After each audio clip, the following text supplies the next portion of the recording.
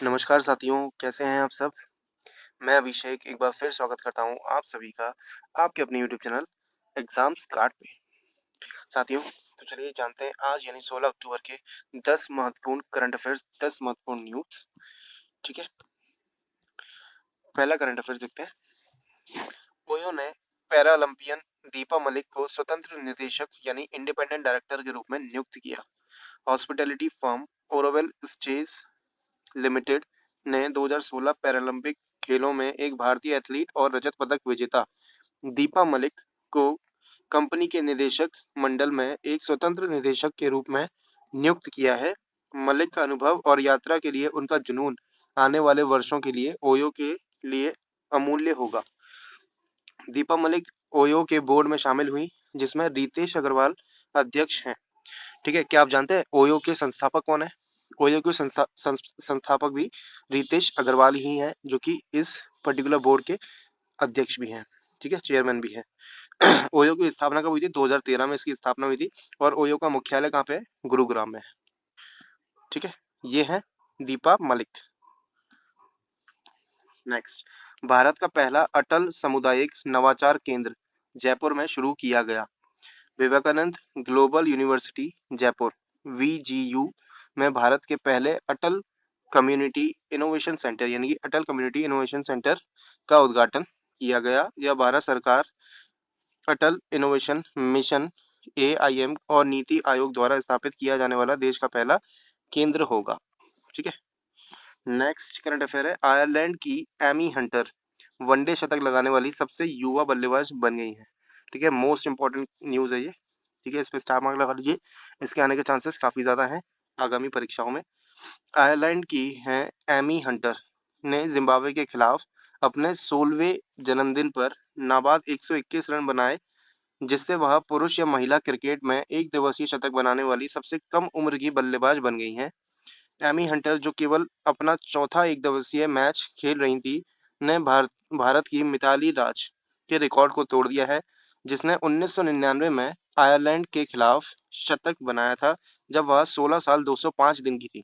इन्होंने, जब वो कंप्लीट 16 साल की हुई, उस दिन इन्होंने शतक बना दिया। ठीक है, तो यंगेस्ट प्लेयर बन गई है शतक लगाने वाली। कौन? एमी हंटर, जो कि कहाँ से आती है? आयरलैंड से, आयरलैंड टीम से। ठीक है, नेक्स्ट, इंडसइंड बैंक को प्रत्यक्ष और अप्रत्यक्ष कर के एकत्र करने के लिए आरबीआई द्वारा अधिकृत किया गया। इंडसइंड बैंक ने घोषणा की कि उसे भारतीय रिजर्व बैंक द्वारा प्रत्यक्ष और अप्रत्यक्ष करों का संग्रह के लिए केंद्रीय प्रत्यक्ष कर बोर्ड यानी कि central board of direct taxes और केंद्रीय अप्रत्यक्ष कर और सीमा शुल्क बोर्ड यानी कि central board for indirect taxes and customs की ओर से अधिकृत किया गया है। अब ग्राहक इंडसइंड और इंडस मोबाइल प्लेटफॉर्म के जरिए अपने प्रत्यक्ष और अप्रत्यक्ष करों का भुगतान कर सकेंगे। ठीक है, इसके अलावा इंडसइंड बैंक का मुख्यालय कहाँ पे है? पुणे में है, ये आपको याद रखना है। इंडसइंड बैंक का संस्थापक कौन है? एसपी हिंदुजा, हिंदुजा ग्रुप के अंडर में आती है ये इंडसइंड बैंक।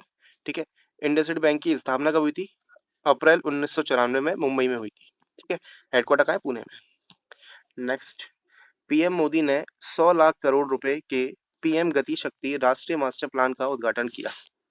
देश में समग्र और एकीकृत बुनियादी ढांचे के विकास की दृष्टि से प्रधानमंत्री नरेंद्र मोदी ने दिल्ली के प्रगति मैदान से पीएम गति शक्ति राष्ट्रीय मास्टर प्लान का उद्घाटन किया। 100 लाख करोड़ रुपए की पीएम गति शक्ति मास्टर प्लान का उद्देश्य देश में आर्थिक क्षेत्रों को मल्टी मॉडल कनेक्टिविटी प्रदान करना है।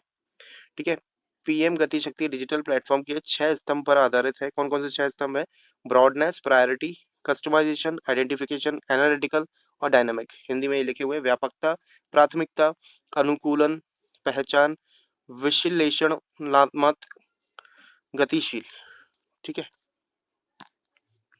एडीबी ने 2019 से 2030 जलवायु वित्त पोषण लक्ष्य को बढ़ाकर $100 बिलियन किया। ठीक है, एशियाई विकास बैंक एडीबी क्या है?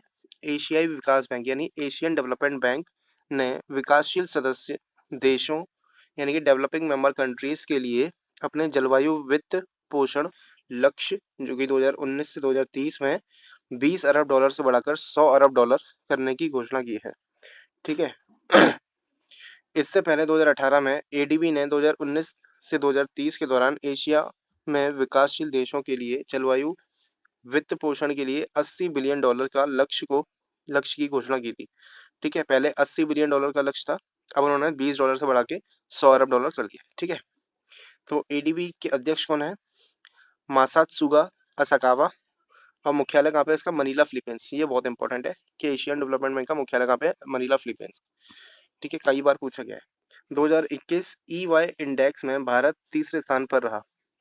ठीक है, कंसल्टेंसी फर्म है अर्न्स्ट एंड यंग EY द्वारा जारी 58 यानी 58वें renewable energy country attractive index में भारत तीसरे स्थान पर बरकरार रहा। रिपोर्ट के अनुसार अमेरिका, चीन और भारत शीर्ष 3 रैंकिंग बरकरार रखे हुए हैं और इंडोनेशिया RECAI के लिए एक नया प्रवेश है।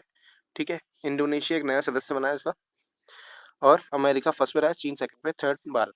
नेक्स्ट, फायरबोल्ट ने विराट कोहली को बनाया ब्रांड एम्बेसडर। फायरबोल्ट क्या है? फायरबोल्ट भारतीय वेयरेबल ब्रांड फायरबोल्ट ने क्रिकेट कप्तान विराट कोहली को अपना ब्रांड एम्बेसडर नामित किया है।